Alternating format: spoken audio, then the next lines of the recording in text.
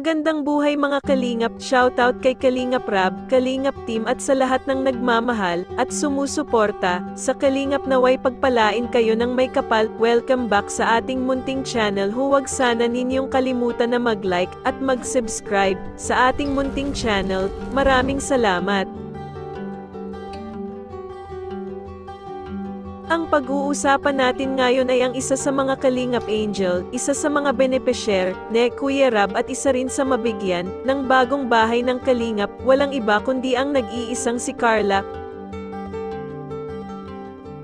Bago pa nakilala si Carla sa madlang people at nadiskubre ng Kalingap, ay isa itong ordinaryong magandang dalaga, nagtitinda ng photo, naglalako si Carla ng mga paninda, nang sa ganoon makatulong ito sa kanyang pamilya.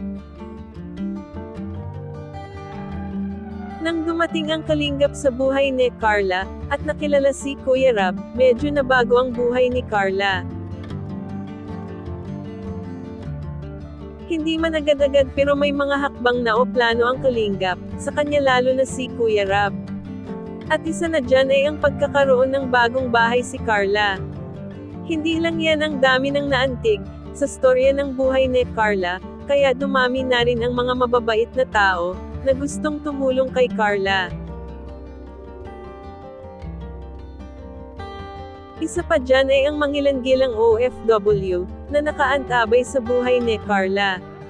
Iba si Carla sa iba pang mga Kalingap Angel, hindi man tayo magkumpara pero ang totoo lang at nakikita natin sa kanya ay ang ibabahagi natin. Nakilala natin si Carla bilang isang maganda at mahiyaing dalaga, hindi pala imik o palakibo. Misteryoso ang dating ni Carla, maprangka ito kung magsasalita at direct agad sa punto.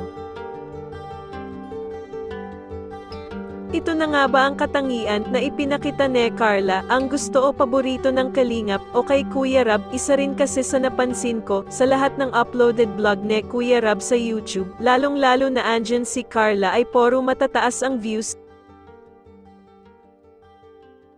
Kayo mga idol, anong masasabi ninyo? Please share your thoughts. At dito na po nagtatapos ang ating reaction video of the day. Maraming salamat sa inyong panonood at hanggang sa muli.